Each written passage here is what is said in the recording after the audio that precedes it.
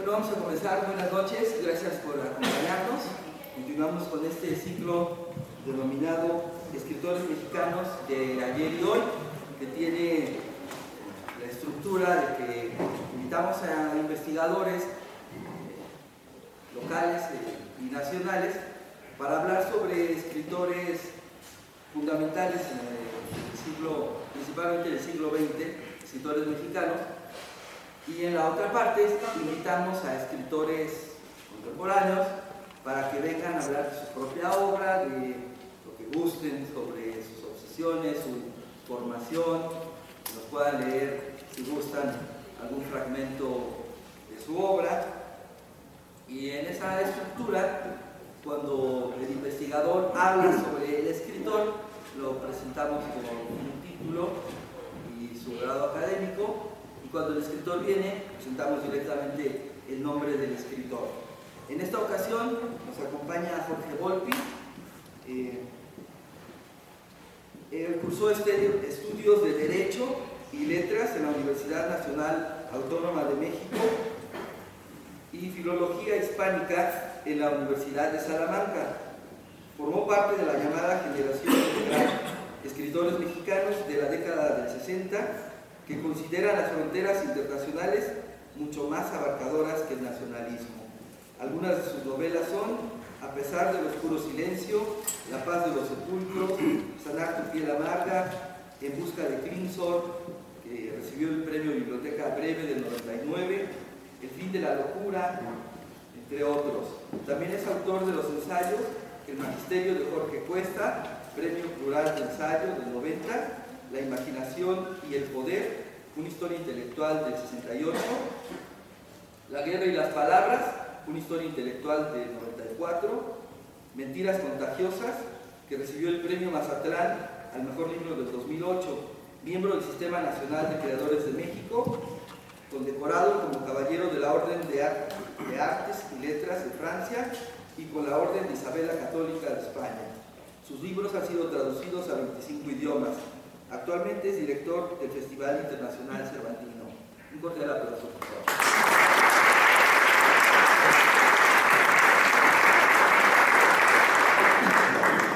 Bueno, muy buenas noches. Muchísimas gracias por acompañarnos aquí en el Museo Iconográfico del Quijote. Muchísimas gracias al museo, a Monja Raimundo, a toda la gente que ha querido invitarme esta noche a conversar un poco con ustedes. De veras, muchas gracias. Más aún, pues por esta doble condición que ahora tengo, pero que en realidad quizá tengo desde hace ya al menos 25 años, que es la de compartir ese entusiasmo por Guanajuato y ese entusiasmo por el Quijote. Entonces, sumados, pues hacen que sea todavía muchísimo más grato estar aquí esta tarde. Y sumado a ello, pues el que desde hace ya un poco más de un año me encargo del Festival Internacional Cervantino, que se celebra aquí en Guanajuato, y con el Museo Iconográfico colaboramos año con año para tener también una programación siempre con toques cervantinos. Así que, pues, una vez más, muchísimas gracias, estoy muy contento. Me han dicho que hable un poco sobre mis libros en general, entonces pues eso será lo que trataré de hacer durante algunos minutos, y luego pues de todas las preguntas que ustedes quieran hacer, tanto sobre la parte literaria como sobre la parte que tiene que ver con el Festival Cervantino o lo que a ustedes se les ocurra, pues yo encantado y abierto a cualquier tipo de pregunta o de comentario que ustedes quieran hacer esta noche. Otra coincidencia más es que justo en este mismo ciclo estuvo hace una semana exactamente aquí Nacho Padilla, uno de mis grandes amigos y con los que comencé a escribir, y quizá por eso pues voy a terminar enlazando mi trayectoria literaria. Voy a tratar de hacer un ejercicio de malabarismo para tratar de vincularla con el Quijote y de tal manera que pues funcione aún mejor estar aquí en el Museo Iconográfico. Como decían en el ciclo, el ciclo que se llama Escritores Mexicanos de ayer y hoy, una de las grandes sorpresas para mí es que yo siempre pensé que era de los de hoy, pero creo que ahora ya soy de los de ayer. porque justo en el ayer es en el que voy a hablar de esos inicios literarios, un poco lo que terminó convirtiéndome en escritor. Si rastreo de dónde viene esa especie de enfermedad o de virus o de obsesión por la literatura, tengo que irme atrás como si en efecto fuera algo que hubiese sido inoculado en mí sin que yo me diera demasiada cuenta por mis padres, de maneras sumamente peculiares. Mi padre es cirujano, no tenía nada que ver con el mundo de la literatura en general, pero era alguien a quien le encantaba leer.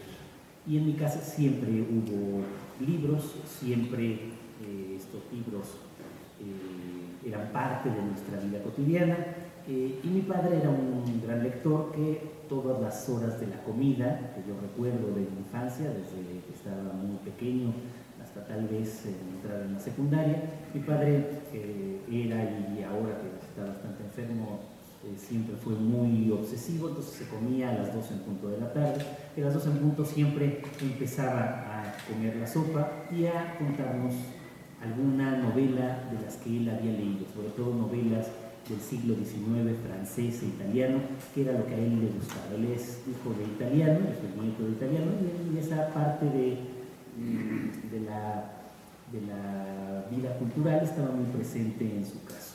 Y siempre empezaba de la misma manera.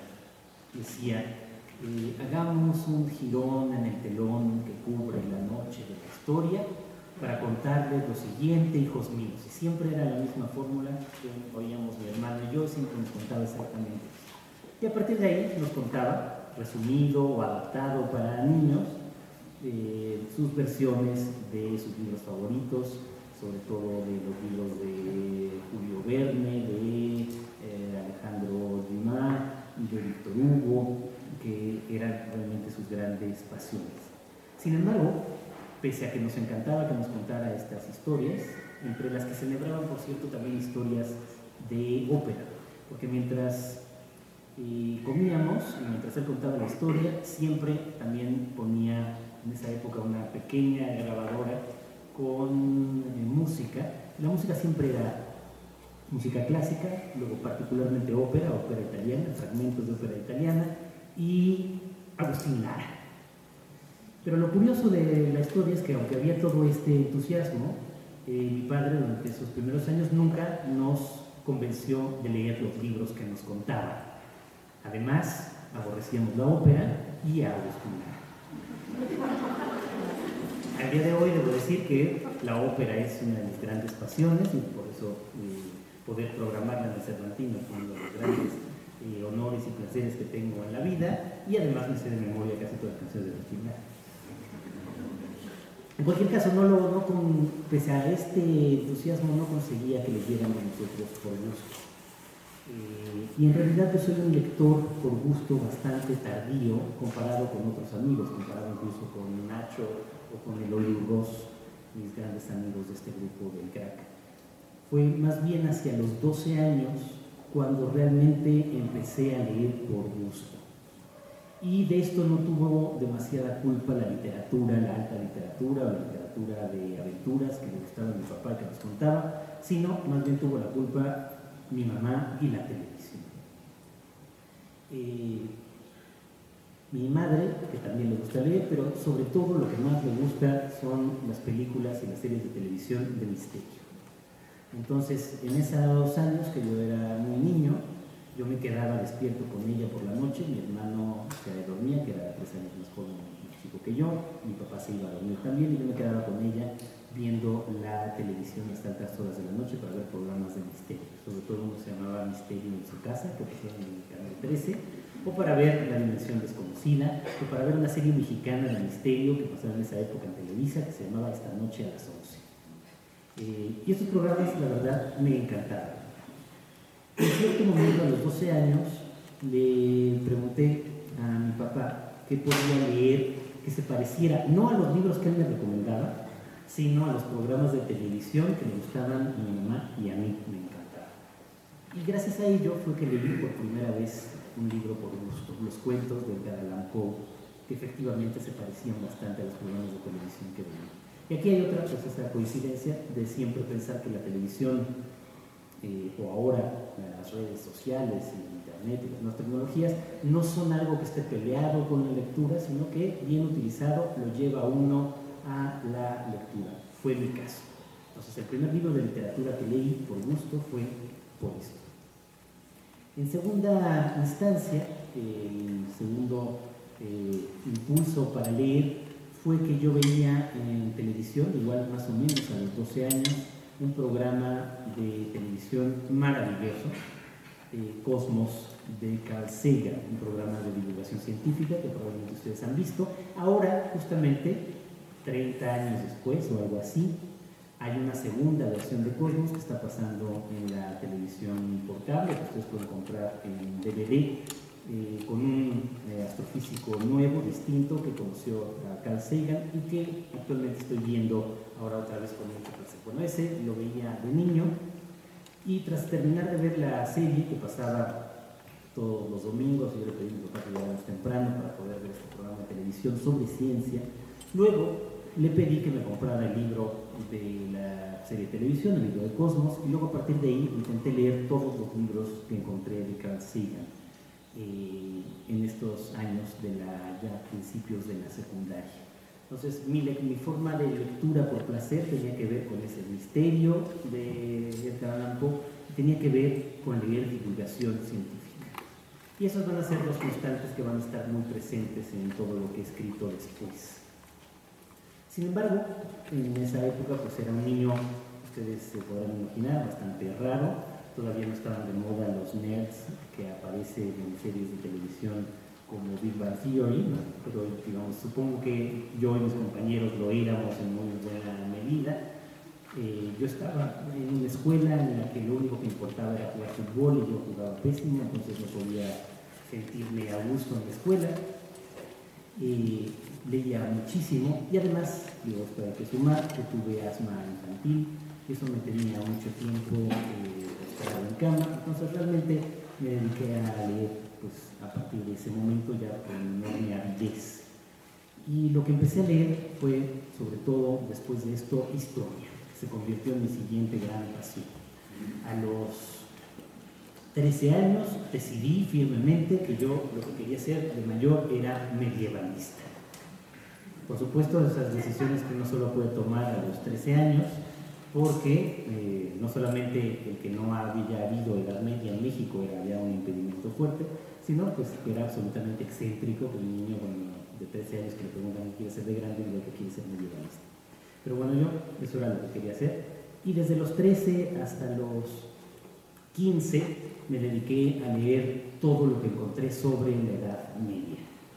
Libros de historia, pero también mucha literatura medieval que leía no por ser literatura, sino por ser medieval. Entonces estas cosas que los profesores enseñan en las escuelas, los alumnos padecen horriblemente, que van del libro de Buen Amor a El laberinto de Fortuna, al Cantar de Sí, al Cantar de los Nibelungos, a toda esa literatura medieval, yo la leía emocionadísimo porque ese era el mundo que yo quería cantar de mayor.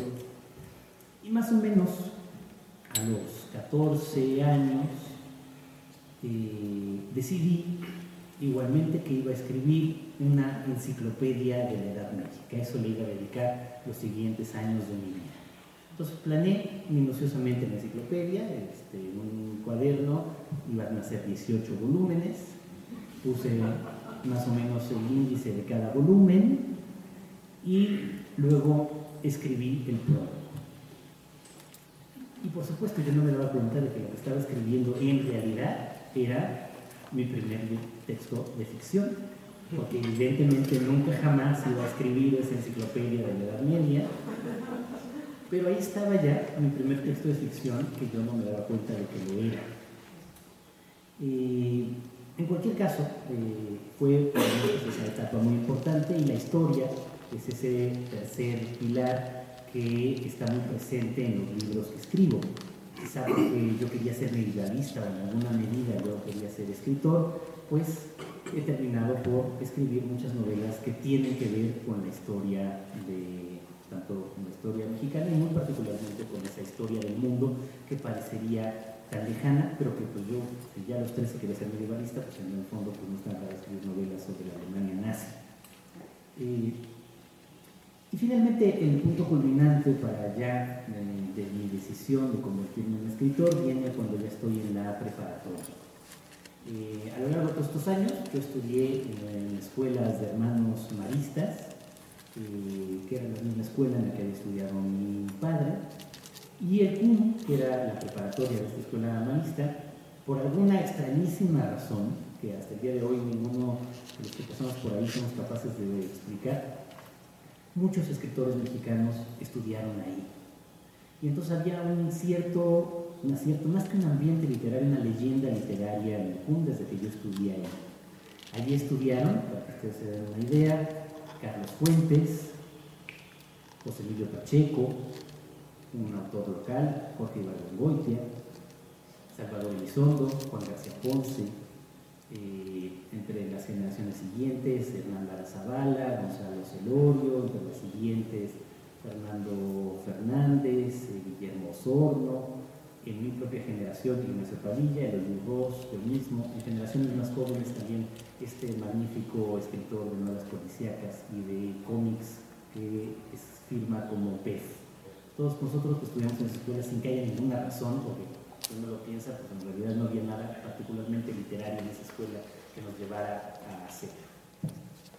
Pero bueno, entonces en esa leyenda literaria fue en la que terminé por encontrarme ese año con Eloy Ross y con Nacho Padilla.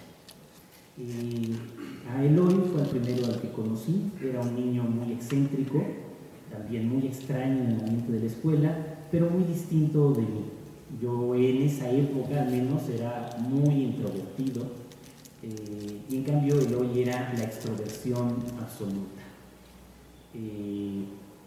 Pero además él ya para entonces escribía poesía, estaba absolutamente enamorado de la literatura y no hacía otra cosa más que leer literatura todo el día. Durante las clases de matemáticas o de ciencias, de física, él tenía ahí abajo a las piernas las mismas novelas que leía mi papá.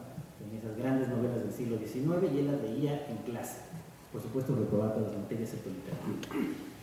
Y en los descansos también se la pasaba simplemente leyendo. Entonces era alguien muy extraño. Cuando finalmente coincidimos en un salón de clase, cuando yo tenía ya 16 años, nos hicimos rápidamente amigos y yo le hablaba de filosofía y de literatura medieval y de historia, y él me contaminó con el virus de la literatura. Todo el día me hablaba de libros, todo el día me hablaba de literatura, de poesía contemporánea también, que me hacía leer, y luego me hizo también escribir, y eso es algo que yo no dejaré de agradecerle nunca. En la escuela había un concurso de cuento. El concurso de cuento era célebre porque lo había ganado Carlos Fuentes cuando estudié en esta escuela, y la leyenda decía que Carlos Fuentes había ganado los 3 primeros lugares del concurso con 3 cuentos firmados con seudónimos distintos. Luego, cuando con el paso de los años me pude hacer afortunadamente amigo de Carlos Fuentes, le pregunté si esto era cierto, y sí, efectivamente era absolutamente cierto. Lo cual habla de su talento y también pues, de que quería ganar el primer lugar en el concurso.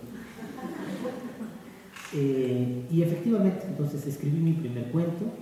Eloy, que hasta entonces solo escribía poesía, también escribió su primer cuento, y lo mandamos al concurso.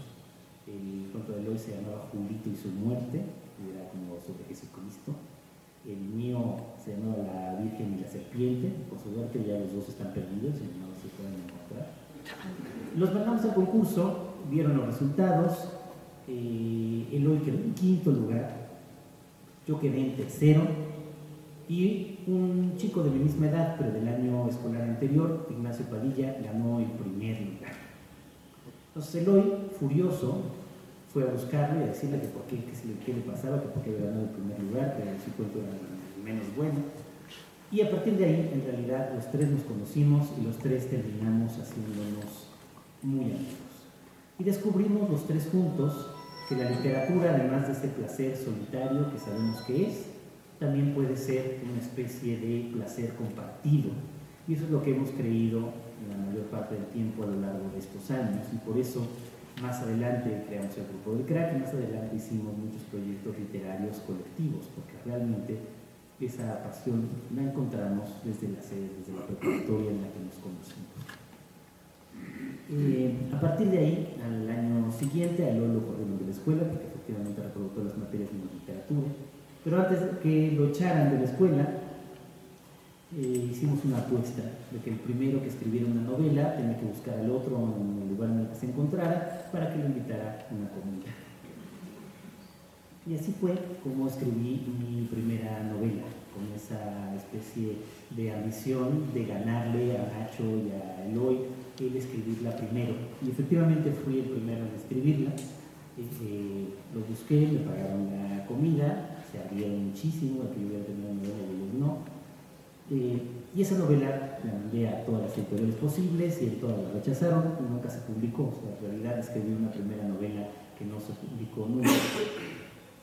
Pero afortunadamente, aunque la novela no se publicó nunca, un par de los editores me dijeron que pues no la iban a publicar, pero que no estaba tan mal, que si escribía una segunda pues se las volviera a enviar.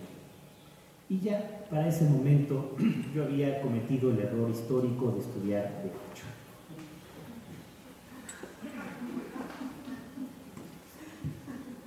Que es algo que hasta el día de hoy no me puedo explicar. O sea, a mí me gustaba la historia y la filosofía, y en este momento la literatura, o hubiera querido ser científico como Carl Sagan, pero no estudié nada de eso, tuve que estudiar Derecho. No sé si aquel abogado se con mi perdón, pero... O sea, la carrera más aburrida de la historia. O sea, pasé 5 años en la Facultad de Derecho de la UNAM aprendiéndome leyes de memoria que no me han servido de nada. Pero tampoco voy a decir que todo fue tan terrible. Al mismo tiempo que tomaba clases de Derecho en la UNAM, bueno, antes la pregunta que le voy a decir, ¿por qué estudié Derecho? Eso me lo sigo preguntando. La realidad es que cuando estaba ya en el último año de la preparatoria, mis maestros, mis amigos, mis padres y yo mismo nos convencimos de que un escritor tenía que estudiar Derecho para poderse ganar la vida. Pensábamos que eso es lo que habían hecho Octavio Paz y Carlos Fuentes y Sergio Pitol, todos habían estudiado Derecho, y dijimos, bueno, vamos a volverlo a hacer. O sea, cometer el mismo error que ellos cometieron antes. Pero bueno, en las clases de Derecho yo me sentaba hasta atrás y ahí escribí en esos salones mi primera novela que realmente se publicó. A pesar del oscuro silencio, una novela sobre un poeta mexicano, sobre Jorge Cuesta, sobre su vida y sobre la intensidad de la poesía.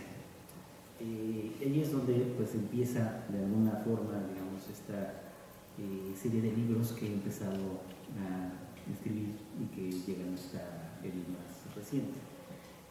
Recuerdo justo que estaba en la Facultad de Derecho platicando con un amigo que le gustaba la literatura y me contó una anécdota de Jorge Cuesta. Esto lo cuento en la novela tal cual, y esa anécdota de Jorge Cuesta me llevó a seguir leyendo todo lo que pude de Cuesta y luego escribir la novela que se llama A pesar del oscuro silencio. Y la anécdota era lo con la que inicia la novela. Jorge Cuesta era uno de los hombres más brillantes de su generación. Octavio Paz llegó a decir que era el hombre más inteligente que conoció nunca, pero también, después de quizá un accidente o una cosa genética, Jorge Cuesta tenía una tendencia a la esquizofrenia y a la locura terrible. En los últimos años de su vida perdió completamente la razón, él había estudiado química, empezó a creer cosas absolutamente absurdas, que él era capaz de sintetizar hormonas artificialmente, se las inyectaba a sí mismo, empezó a creer que se estaba convirtiendo en hermafrodita, finalmente lo llevaron al manicomio y había tenido accesos de violencia, llegó a intentar violar a su propio hijo, el hijo que tuvo con Lupe Marín, la primera, la que fue su mujer después de haber sido esposa de Diego Rivera. Y la anécdota es esta. De pronto, ella sabe que después de intentar violar a su hijo tiene que irse al manicomio y llama él mismo al manicomio para que pasen a recogerlo. Llegan los dos enfermeros del manicomio y él, en un momento de enorme lucidez, les dice: ¿me permiten un momento? Es que todavía tengo que afeitar. otros lo ven tan lúcido que le dicen sí, va al baño, se afeita, se rasura, se cala, sale y les dice, ¿me pueden dar otro momento, por favor? Y los enfermeros le dicen sí. Y según la leyenda, él en ese momento saca 3 hojas de papel de la cómoda y parado escribe las 3 últimas estrofas del larguísimo poema que había estado escribiendo a lo largo de los últimos años de su vida, El canto a un dios mineral. Termina las estrofas, cierra el cuaderno y les dice a los enfermeros, pues ya estoy listo para irme ahora sí. Se lo llevan al manicomio, está en el manicomio con estados anímicos terribles. En un arranque de locura decide emascularse, castrarse. Lo salvan, lo vuelven a llevar al médico, lo curan, se vuelve a ir al manicomio y a las 3 semanas se ahorca con las sábanas de su cama. Pues claro, la leyenda y la historia es fascinante, habla de lo terrible de la vida de un poeta trágico, pero además a mí lo que me hacía pensar en ese momento, cuando yo tenía 22 años y escribía esta novela, 21 años y escribía esta novela, es el poder de la literatura. O sea, si alguien que está a punto de enloquecer y lo sabe, lo último que quiere hacer en esos momentos de lucidez es terminar un poema, es porque el poema no puede ser algo gratuito, porque el poema no es algo que sirve solo para pasar el tiempo, porque los poemas sí sirven para algo en la vida, porque la literatura es importante verdaderamente. Eso es algo que siempre he creído. Luego, y así me enlazo una cosa con otra, luego escribí un ensayo que se llama Leer la mente, y el argumento central de este ensayo, que hace 3 o 4 años, es justamente ese, que la literatura es algo esencial para la vida y que la literatura nos hace verdaderamente humanos. Pero bueno, así escribí mi primera novela. Desde esa primera novela también me enfrenté a algo completamente desconocido para mí, la crítica literaria.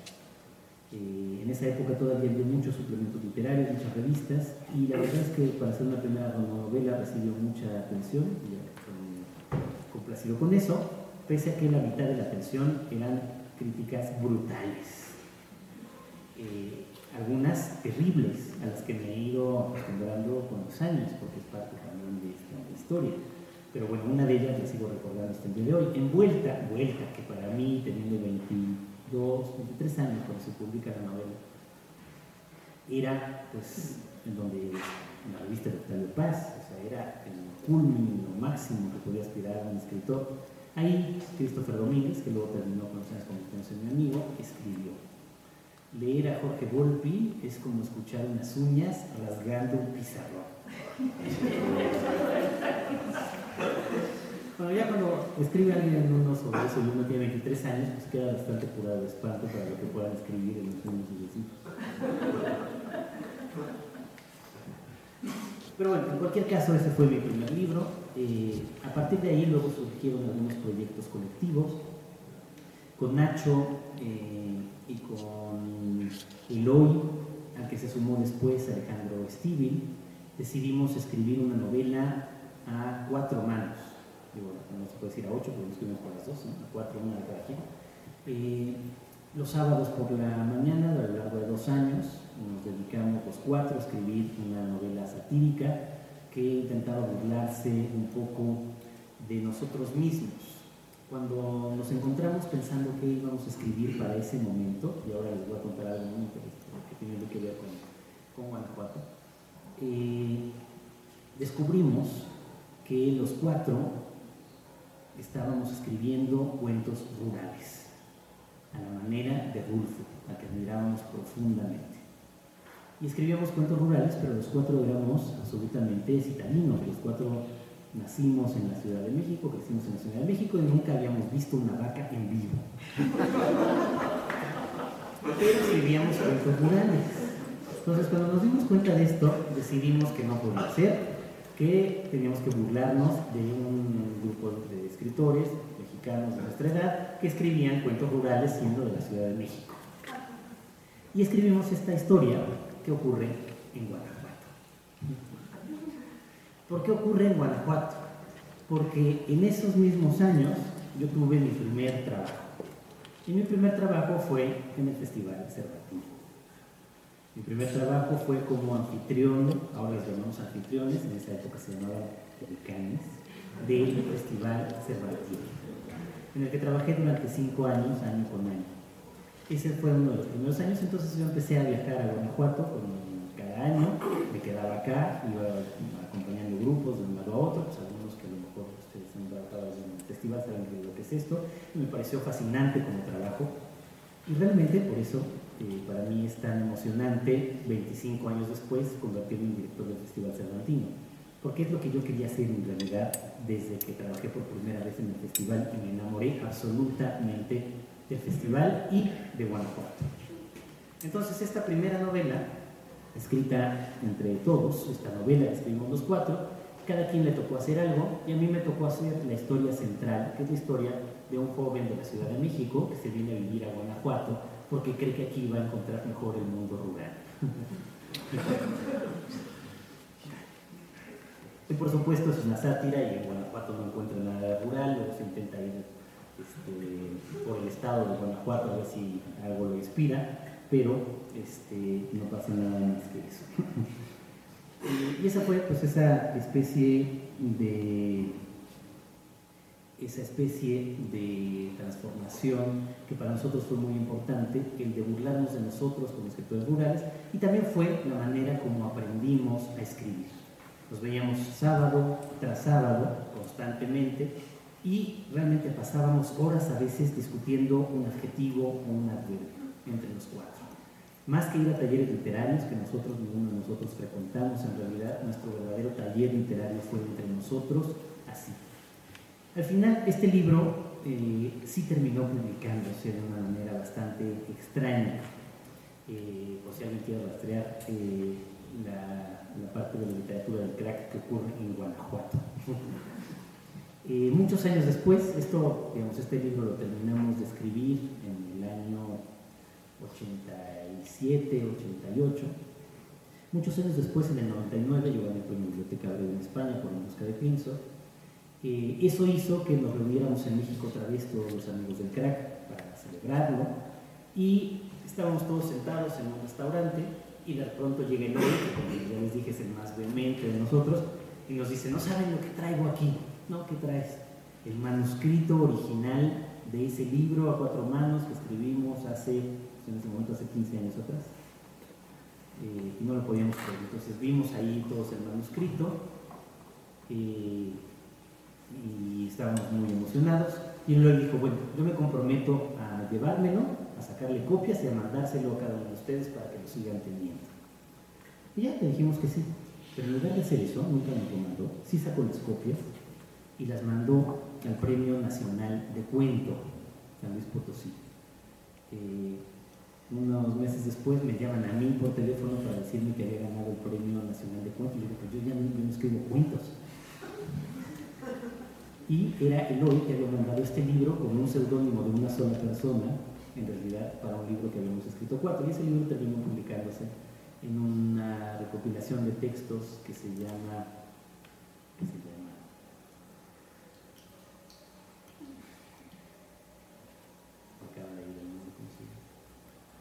bueno, que es una especie de historia del crack. Ahí viene este texto que se publicó hace unos años, este texto que ocurre en Guanajuato y en el que el Festival Cervantino pues, tuvo mucho que ver también.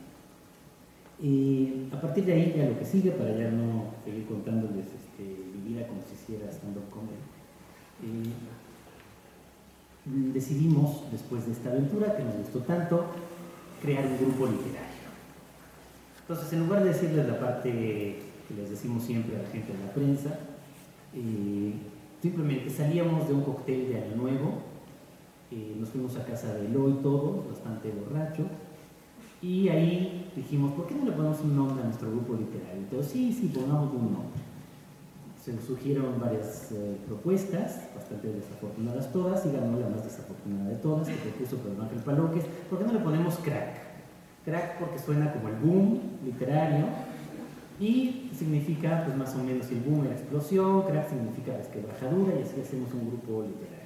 Y todos, bueno, perfecto. Y así es como nació el grupo del crack. Evidentemente, en esa época, los ñoños no sabíamos que el crack era una droga. Tampoco sabíamos que luego a lo largo de los años nos iban a preguntar 1000 veces si escribíamos bajo los influjos del crack.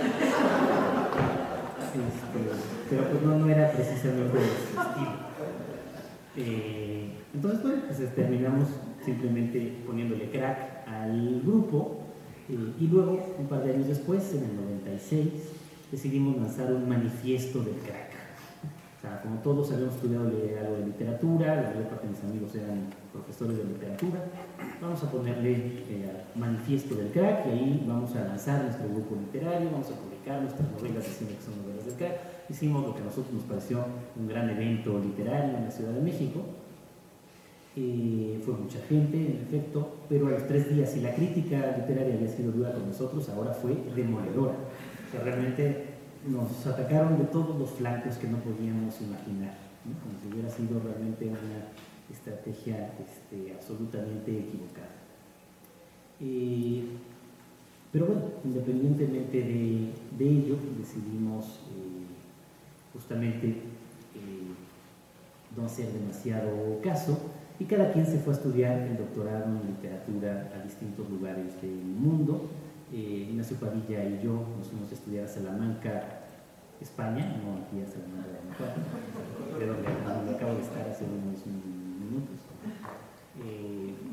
Eloy y Ricardo Chávez, que es el otro miembro del crack, se fueron a estudiar a Estados Unidos, y Pedro Ángel Palou, que siempre fue muy arraigado a su lugar, se quedó a vivir en Puebla en esa época.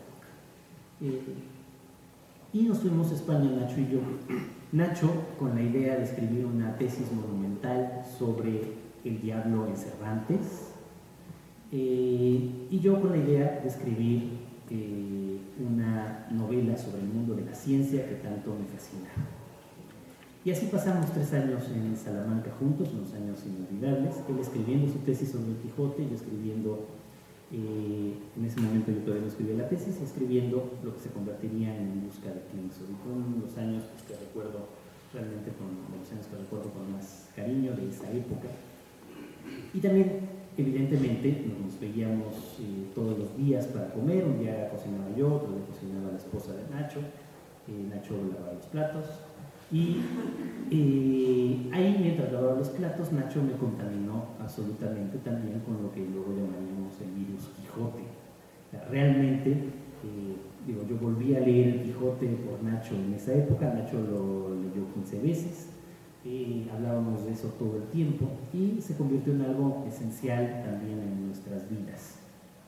Él terminó el doctorado haciendo su tesis sobre el diablo en Cervantes, y luego de esa tesis ha publicado hasta el momento 2 libros, y creo que le quedan otros 2 por publicar todavía, basados en la tesis que escribió, que realmente tenía 1200 páginas o algo así, sobre el diablo en Cervantes. Aquí, por cierto, afuera vi que está exhibido uno de esos libros de Nacho, y se los recomiendo mucho. Y yo escribí en Klingsor esta novela que combinaba todo de lo que os he hablado antes: la historia, la ciencia, la intriga, incluso algo, digamos, de la concepción filosófica, y otra parte esencial de mi vida, que es mi frustración como músico, que es otra de las partes esenciales de uno. No es lo que uno es, sino lo que uno no es. Yo lo que más hubiera querido ser de todo lo que les he contado es músico. Si se me apareciera Mefistófeles y le pudiera vender mi alma, la que yo creo, como no creo que tenga alma, entonces la podría vender con todo gusto, la cambiaría por ser director de orquesta. Eso es lo que yo más hubiera querido. Ahora no soy director de orquesta, pero en el Festival Cervantino pues puedo afortunadamente tener directores de orquesta cerca y hacer que programarlos. Y esta es mi gran fascinación en la vida, mucho más que la literatura. Yo hubiera querido ser director. Eso también aparece en Klingsor. Y luego de Klingsor publiqué una siguiente novela, que es mi novela quijotesca, El fin de la locura. Absolutamente influido por Quijote y por Nacho, terminé por escribir esta historia de un personaje, Aníbal Quevedo, que es obviamente un homenaje a Alonso Quijano, que no enloquece leyendo libros de caballería, sino que le enloquece leyendo libros de psicoanálisis y de marxismo, y que se decide entonces a cambiar el mundo en los años 60 por la vía revolucionaria, no muy distinto de cómo Quijote quiso lanzarse a los campos para pelear contra los enemigos propios de los caballeros andantes. Es una novela que creo que debió haber escrito Nacho, pero al final terminé escribiéndola yo por su culpa, ¿no? Una novela sobre el mundo del Quijote de otra manera. Y para ya no extenderme mucho más y tratar de cerrar otra vez con el Quijote, después de eso, pues he escrito otros cuantos libros más, he escrito algunos ensayos, ya les hablé de Leer la Mente, que es un libro que dice también que de alguna forma cuando leemos nos convertimos en otros, y que el caso extremo de convertirse en otros es precisamente el de Quijote, que de leer libros de caballerías termina seguro de sí mismo, como si fuese realmente un caballero andante. Mi última novela también tiene un último guiño cervantino, y con esto concluyo para que ustedes comenten o pregunten lo que quieran. Mi última novela se llama Memorial del Engaño. Es una novela sobre la crisis financiera, es una novela sobre los engaños que hay en el seno de las familias, es una novela sobre cómo los padres engañan a los hijos y los hijos a los padres, y cómo los padres y hijos no intentan no repetirse y al mismo tiempo terminan haciéndolo, y todo esto en el marco de la crisis económica que sacude al mundo, pero particularmente a Estados Unidos, del 2008 para acá. También es una novela que tiene elementos de espionaje, en la Segunda Guerra Mundial, que es uno de los temas que me fascinan, pero el elemento cervantino no está en nada de esto, sino en la parte, digamos, más visible de esta novela. La novela está firmada no por mí, sino por J. Volpi. J. Volpi, un estafador financiero, nacido en Nueva York en 1953, que mientras huye, después de que se hacen públicos sus crímenes, decide contar su historia en una especie de autobiografía. El libro, evidentemente, y así lo dice en cualquier ejemplar que ustedes puedan ver, es una traducción del inglés. El traductor se llama Gustavo Izquierdo, y en el libro no hay una sola señal de que yo soy el autor es este J. Volpi. Y evidentemente todo esto es un homenaje más de los muchos que se pueden hacer a Miguel de Cervantes, porque el libro que funda nuestra tradición literaria, y lo más importante de nuestra tradición literaria, el Quijote, como ustedes lo pueden leer en el prólogo, es también una traducción del árabe hecha por Sigamete Benengeli para que pueda ser leída en español. Entonces ahí estaba una forma más de rendir homenaje a Cervantes, que es quizá lo que a fin de cuentas terminamos haciendo todos los escritores que utilizamos el español. Muchas gracias.